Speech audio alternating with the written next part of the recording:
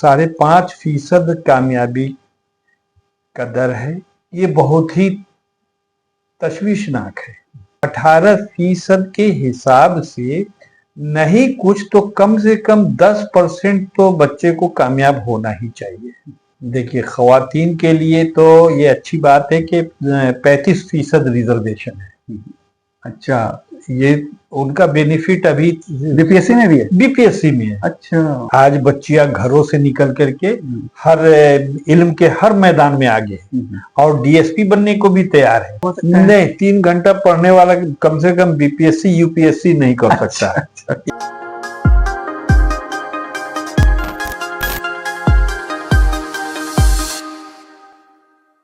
आज हमारे साथ बेहद खास मेहमान हैं इम्तियाज अहमद करीमी साहब। करीमी साहब बीपीएससी के चेयरमैन रह चुके हैं, उर्दू दुनिया में काफ़ी शोहरत रखते हैं, उर्दू डायरेक्टरेट के डायरेक्टर भी रह चुके हैं, इसके अलावा और भी बहुत सारे ओहदों पर फायदे रह चुके हैं। आज हम इनके साथ मिलकर बात करेंगे कि जो बीपीएससी 17वीं का जो रिजल्ट आया है वो क्या मतलब रखता है, क्या मायने हैं उसके, ख़ास तौर से अक़लियती जो समाज है, जो बच्चे हैं, जो तलबा तालिबीन हैं, उनके लिए। सर ये बताइए कि मुसलमानों की आबादी बिहार में लगभग 17% है। अगर उस हिसाब से उसको अगर ध्यान में रखें तो ये जो 5.5% कामयाबी है मुस्लिम लड़के और लड़कियों की, उसे क्या आप तशवीशनाक मानेंगे, हौसला अफजा मानेंगे, या आप ये कहेंगे कि कुछ बेहतर के इम्कानात हैं? 5.5% 5.5% कामयाबी का दर है। ये बहुत ही तशवीशनाक है। ये आपने बताया कि 17% आबादी है, हमारे हिसाब से 18% का आंकड़ा है कि 18% मुस्लिम पॉपुलेशन है बिहार में। तो 18% के हिसाब से नहीं कुछ तो कम से कम 10% तो बच्चे को कामयाब होना ही चाहिए। और इतनी उम्मीद करते हैं कि ऐसा पहले कुछ बेहतर रिजल्ट आता था, अभी वैकेंसी ज्यादा आती है, इसलिए लोग लगता है कि हमारे 10 बच्चे कामयाब हो गए, 50 बच्चे कामयाब हो गए, 100 बच्चे कामयाब हो गए। और पहले वैकेंसी कम आती थी तो उसमें उनका फीसद 10% के तकरीबन रहता था। अच्छा अच्छा। पिछला 10-20 साल का आंकड़ा, हम लोग के वक्त का आंकड़ा, अच्छा, वो हम लोग 10% कामयाब हुए थे। ओह अच्छा जी। तो ये आप लोग का वक्त का कब था? 1990 की बात करते हैं, 1988 की बात करते हैं। ये सब का रिजल्ट देख लीजिएगा कि नंबर ऑफ वैकेंसी और नंबर ऑफ मुस्लिम कैंडिडेट तो 10% के आसपास आते थे। हाँ, बेशक जितने बच्चे हमारे इंटरव्यू में भी शामिल हुए उनकी भी तादाद अच्छी खासी थी। और हम समझते हैं कि लगभग 250 बच्चे इसमें शामिल हुए इंटरव्यू में, जिसमें 113 बच्चे कामयाब हुए। तो ठीक है, लेकिन अगली कोशिश अगर करेंगे तो हमारे ये बच्चे नाउमीद नहीं रहेंगे और आइंदा कोशिश और आइंदा रिजल्ट में हम उम्मीद करते हैं कि इन्हीं का नाम होगा, इनका रिजल्ट होगा। हमें पूरी उम्मीद है कि यही कभी 1 नंबर से, कभी 2 नंबर से, कभी इंटरव्यू में कुछ कमी रह जाने की वजह से, कभी आंसर राइटिंग में कभी रह जाने से ऐसा होता है। अच्छा, एक जो बहुत ही रिमार्केबल चीज़ है वो ये है कि जो एसडीएम के जो ओहदे हैं उनमें 11 मुसलमान हैं, उनमें 5 खवातीन हैं। इसको आप किस नज़र से देखते हैं? देखिए, खवातीन के लिए तो ये अच्छी बात है कि 35% रिजर्वेशन है। अच्छा, ये उनका बेनिफिट अभी बीपीएससी में भी है। बीपीएससी में है। अच्छा, बीपीएससी में अगर 100 को लेना है, 100 पोस्ट है, तो उसमें 35 उनके लिए लाजमी है। अच्छा, तो 35 आएंगे 35% लाजिम है पोस्ट। अच्छा। उनकी जगह मेल कैंडिडेट खाली रह जाएगा, लेकिन मेल कैंडिडेट उस पर नहीं आ सकते। लेकिन ऐसी नौबत नहीं आती है कि खाली रहे, बच्चियां पढ़ रही हैं, बढ़ रही हैं और नौकरी में आ रही हैं, डीएसपी बन रही है, एसडीएम बन रही हैं। तो यही वजह है कि इनका परसेंटेज बढ़ा है। और हर कैटेगरी में इनका 35% है। अगर जनरल में है तो वहां भी 35%, और अगर एबीसी में है तो वहां भी 35%, SC ST में है तो वहां भी 35%, बीसी में है तब भी फीसद। अच्छा। हर कैटेगरी में वो फिक्स्ड है। तो बच्चियों को ये एक बेनिफिट है। अच्छा। एक दूसरा जो है वो कैडर है वो डीएसपी का। इसमें 10 मुसलमान हैं, उसमें एकदम आधा 5 जो है वो खवातीन हैं। 2021 में 64वीं बीपीएससी में पहली बार एक मुस्लिम लड़की रजिया सुल्ताना कामयाब हुई थी, तो काफी चर्चा हुआ था। इस बार 5 आई हैं और अपने जो मध्य मुकाबिल जो उनके मुस्लिम भाई हैं उनके आधा। ये क्या कहते हैं? नहीं, तो ये रुझान पढ़ने का रुझान बताता है कि आज बच्चियां घरों से निकल करके हर इल्म के हर मैदान में आगे है और डीएसपी बनने को भी तैयार है। पहले पुलिस में जाने में वो झिझक महसूस करती थी, लेकिन आज उन्होंने अपना प्रेफरेंस दिया। रजिया सुल्ताना से इंस्पायर हुई कि रजिया सुल्ताना पहली दफा बनी और एक दफा शोहरत हो गई कि मुस्लिम में पहली खातून बनी है डीएसपी। और तो ये रुझान बढ़ा और उसे इंस्पायर किया कि हमें हर फील्ड में आना है। तो यही वजह है कि आप इतनी तादाद में खातून डीएसपी भी देख रहे हैं। हम लोग आते हैं हज भवन से जो एक प्रेस रिलीज जारी हुई है, जहाँ के कोचिंग एंड गाइडेंस सेल के तहत मुस्लिम अक़लियतों को कोचिंग की सहूलत दी जाती है मुफ्त। वहाँ यह है कि काफी अच्छा रिजल्ट इस बार आया है। जैसा कि मेरी जानकारी है 150 सीट रहती है उसमें, और उसमें 84 उम्मीदवारों ने कामयाबी हासिल की है। इनमें 47 लड़के, जबकि कुछ ही 10 ही कम 37 लड़कियां हैं। इस यहाँ भी देख रहे हैं कि लड़के लड़कियों वो जो एक दौर था कि लड़के बहुत पढ़ते हैं मुस्लिम और ये लड़कियां बंदिश में है, पर्दे में है, दबाया जाता है, ये सब लग रहा है कि वो सब नहीं है।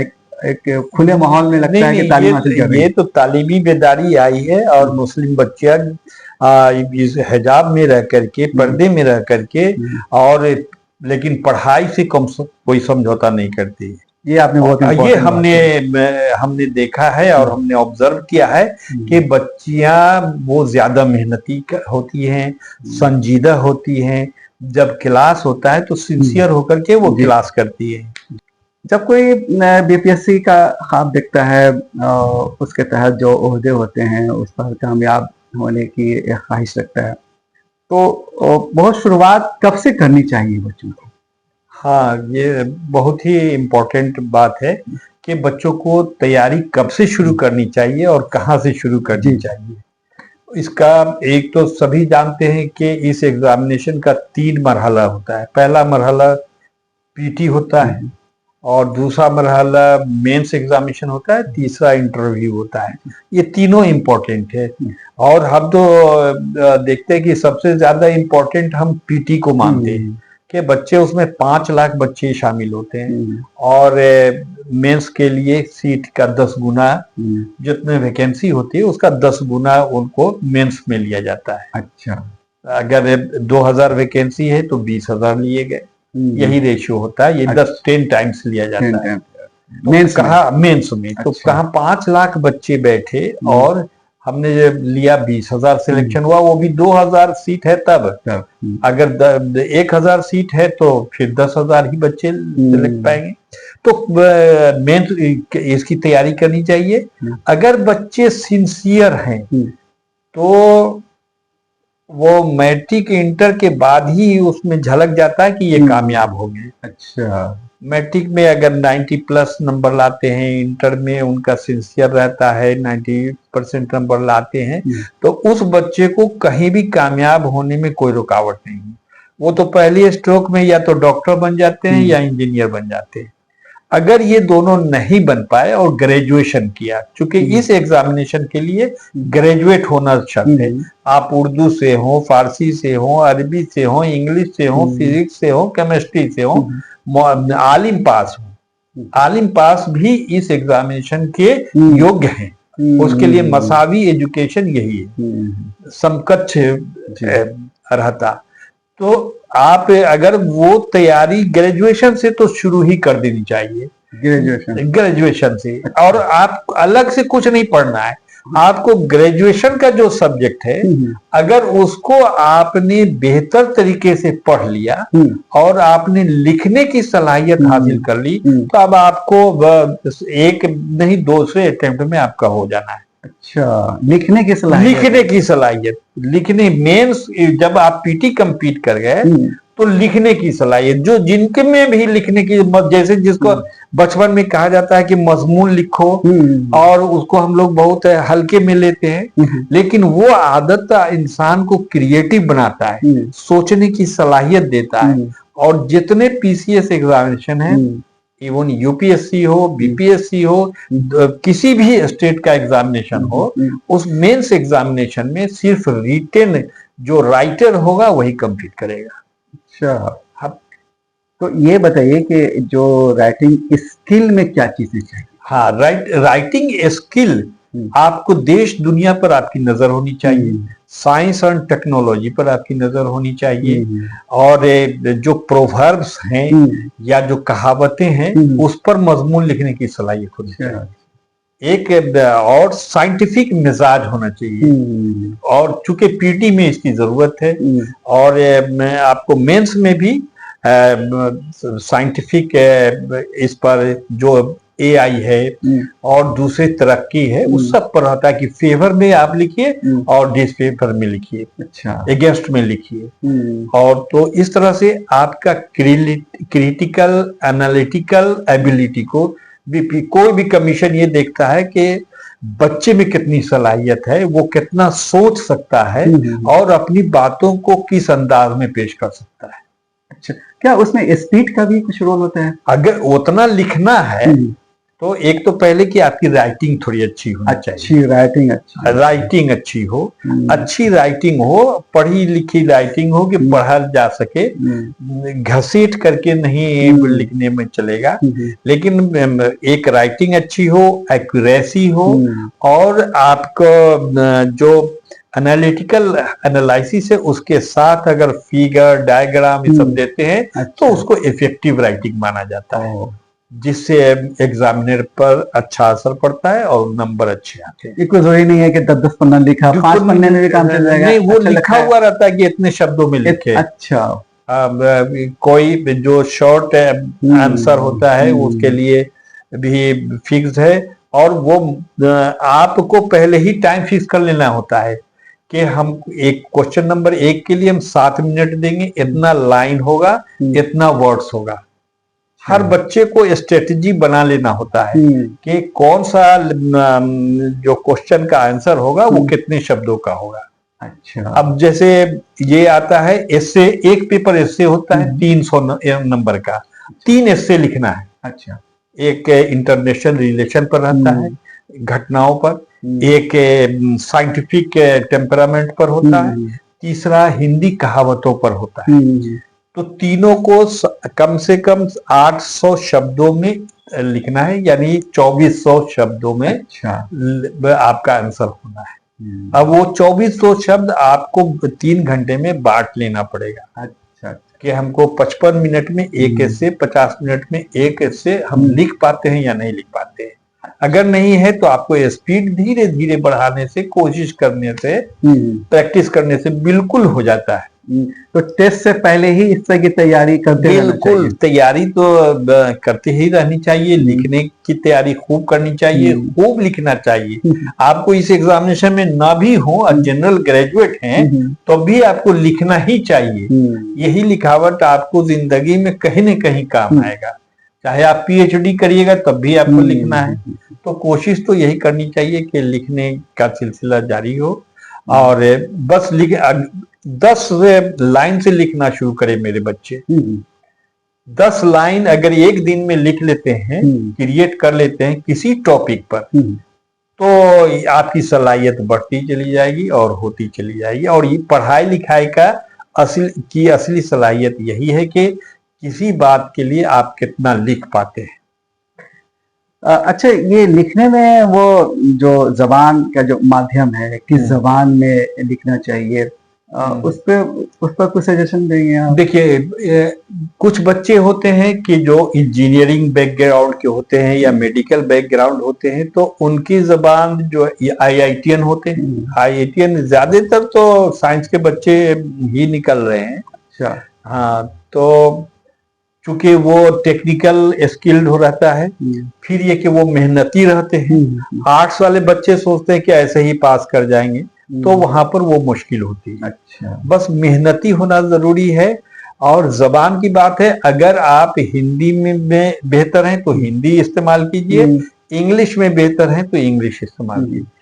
जिसमें आपकी राइटिंग अच्छी है और जिसमें जबान अच्छी है, जिसमें एक्सप्लेन अच्छे कर सकते हैं, वो करना चाहिए। वहां कोई इसमें डिफरेंसेस नहीं है कि हम हिंदी यूज करें या इंग्लिश यूज करें। तो उर्दू वालों के लिए क्या उर्दू में भी है? प्रोविजन उर्दू में भी है। अच्छा। कि आप यहाँ 3 पेपर होता है, GS1, GS2 और GS3, अब तीनों एक्सप्लेनेटरी है, तीनों लिखने वाला है। ठीक है। अब तीनों तकरीबन 52 पेज 50 पेज लिखना पड़ता है। अच्छा।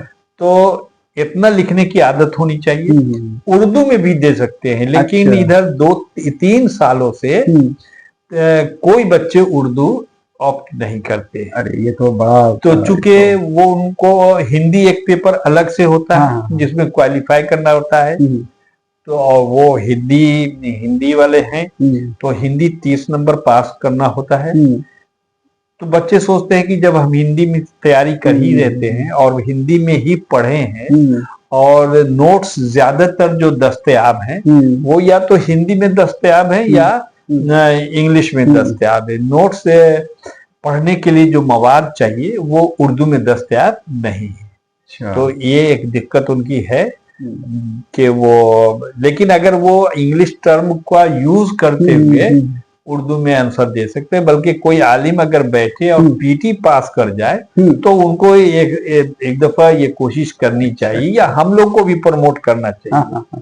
तो इसका मतलब है, 2 बातें समझ में आती हैं। एक तो चूंकि नोट्स वगैरह उर्दू में नहीं रहते हैं, इसलिए या ये कि उनको डर रहता होगा कि कहीं उर्दू में दें, कहीं ये भी नंबर कम ना आ जाए, या सलाहियत नहीं है। 3 में से कोई एक बात साइकोलॉजिकल बात रहती है बच्चों के दिमाग में, स्टूडेंट्स में, कि हिंदी में लिखेंगे तो अच्छा नंबर आ जाएगा, इंग्लिश में लिखेंगे तो अच्छा नंबर आ जाएगा, उर्दू वाले कौन देखेंगे, नहीं देखेंगे, और कहीं हमारे साथ कोई भेदभाव ना हो जाए, इसलिए बच्चे बचते हैं कि हम उर्दू से इम्तिहान ना दें। लेकिन आप BPSC के चेयरमैन रह चुके हैं, आप बताइए कि क्या ये डर वाकई सही नहीं है? ऐसा डर बिल्कुल बेबुनियाद डर है। एकदम जो आप इम्तिहान देते हैं उसी का रिजल्ट होता है, जो इंटरव्यू देते हैं उसी का रिजल्ट होता है। और आप देख लीजिए ना, गांव गांव से बच्ची सब कामयाब हुई है, छोटे छोटे कस्बे से, झोपड़ी से बच्चियां कामयाब हुई। एक चीज जो आपने बताया कि 90% 80% जो बच्चे लाते हैं उनके लिए इजी होता है, ऐसा बहुत केसेस देखे गए हैं कि मैट्रिक में नंबर कम आया, इंटर में कम आया, लेकिन वो बच्चे बाद में एक्सीलेंट करते हैं जी। तो क्या उसको भी आदमी को कंसीडर करना चाहिए? बिल्कुल कंसीडर करना चाहिए, लेकिन ऐसा कम होता है कि जिसे जो 90% लाए बच्चे, मैट्रिक में भी 90 आ गया, इंटर में भी 90 आ गया, आगे जाके वो खराब हो जाए, ऐसा परसेंटेज फीसद बहुत कम होता है। और जो बच्चे मैट्रिक में अच्छा नहीं किए, इंटर में अच्छा नहीं किए, BA में जाकर के एक्सेलेंट रिजल्ट दिया, इनका भी फीसद बहुत कम होता है। अच्छा। वो जो कम वाले रहते हैं वो आगे तक कम ही चले जाते हैं, लेकिन कुछ बच्चे ऐसे जिनमें जोश जज्बा कहीं से इंस्पायर हो गए और उनके दिमाग में अगर बैठ गया, जुनून बैठ गया, तो फिर वो सभी से आगे निकल जाते हैं, उसमें कोई शक नहीं है। बच्चों को मेहनत करनी चाहिए, पढ़ाई शुरू कीजिए, आज से कीजिए, अभी से कीजिए, 8 घंटा अपना वक्त दीजिए, 3 साल में कामयाबी की तो गारंटी है। अच्छा, ये भी पढ़ाई में घंटे का ये बताइए हमको। ऐसे बहुत से बच्चे हैं जो बहुत पढ़ते हैं लेकिन कामयाब नहीं होते हैं। कुछ बच्चे हैं कि कुछ ही घंटे पढ़ते हैं, कामयाब होते हैं। तो क्या ये पढ़ाई का कोई एक फिक्स फॉर्मूला भी है, या ये है कि नहीं 8 घंटा ही पढ़ें? देखिए, 3 घंटा पढ़ने वाला भी कामयाब हो सकता है? नहीं, 3 घंटा पढ़ने वाला कम से कम बीपीएससी यूपीएससी नहीं कर सकता। अच्छा। ये एकदम तय है ना। हाँ, जो बच्चा मैट्रिक में टॉपर रहा हो, इंटर में टॉपर रहा हो, बीए में टॉपर रहा हो, अब वो 3-4 घंटा पढ़ेगा तो वो निकाल ले सकता है। अच्छा। लेकिन आम बच्चे नहीं निकाल पाएंगे। और आम बच्चे 10 घंटा 12 घंटा पढ़ते हैं। 4 घंटा आपको लिखना है और 6 घंटा पढ़ना है।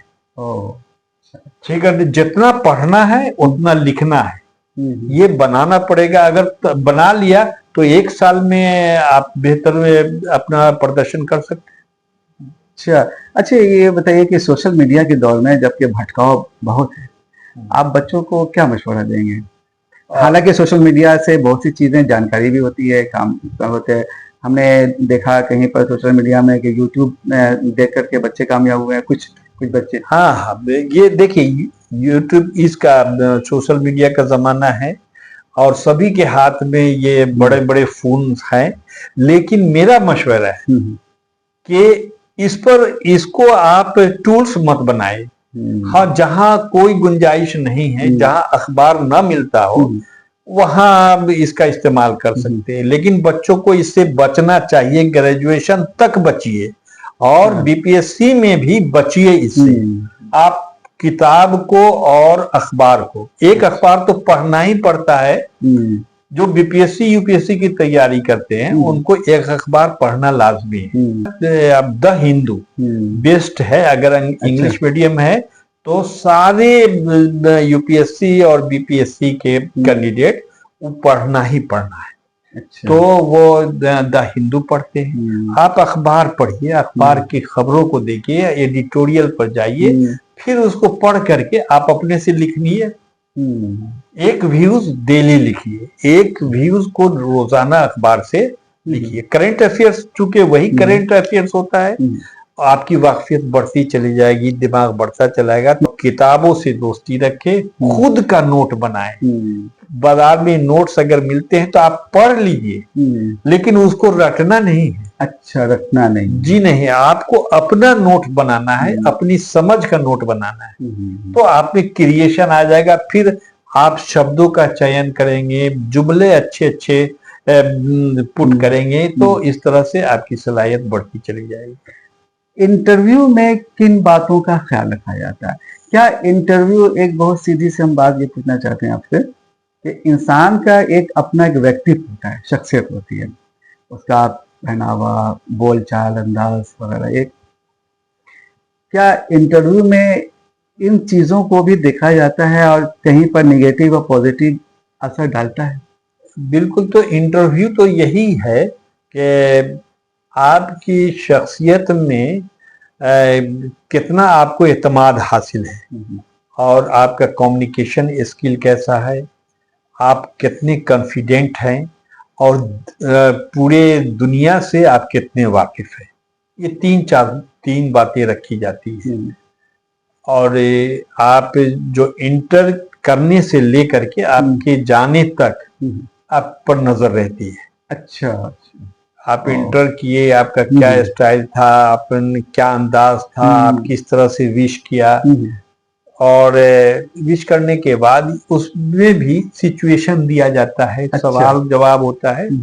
तो यही खूबी देखी जाती है कि वो बच्चे में क्विक रिस्पॉन्स है कि नहीं, कॉन्फिडेंस है कि नहीं, एक्यूरेसी है कि नहीं, ईमानदारी है कि नहीं, वो किसी बात को इधर से उधर गोल मटोल तो नहीं कर रहा है।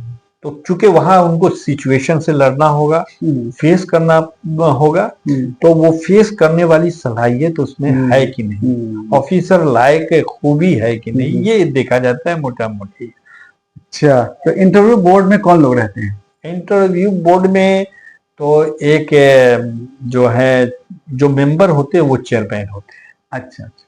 जो यूपीएससी के मेंबर होते हैं वो उस इंटरव्यू बोर्ड के चेयरमैन। चेयरमैन होते हैं। उनके साथ साथ एक रिटायर्ड आईएएस होते हैं, अच्छा जो चीफ सेक्रेटरी रैंक के होते हैं, अच्छा और एक रिटायर्ड आईपीएस होते हैं जो डीजीपी रैंक के होते हैं, अच्छा। और एक पहले 2 आईएएस भी रह सकते हैं, या उनकी फिर एक जो प्रोफेसर्स हैं हिंदुस्तान की बड़ी यूनिवर्सिटी के, वो अच्छा। बिहार से नहीं रहते हैं। अच्छा अच्छा। वो लोग सब बाहर से बुलाए जाते हैं। भले कभी बिहार में काम किया हो तो वो सब बाहर से बुलाए जाते हैं, बाहर की यूनिवर्सिटी के होते हैं, और ये 4 आदमी का बोर्ड होता है। अच्छा। तो डीजीपी पुलिस वाले महकमे के माहिर होते हैं, जो आईएएस होते हैं, चीफ सेक्रेटरी रैंक से रिटायर्ड होते हैं, वो पूरे बिहार को, पूरे हिंदुस्तान को जानते हैं, तमाम विभागों से वाकिफ रहते हैं, तमाम सिचुएशन को वो डील किए होते हैं। तो इसलिए बच्चा उनके सामने बैठता है और उस पर नजर करती है, फिर ये चारों जो है बारी बारी से सवाल जवाब करते हैं, और फिर उनको नंबर दिया जाता है।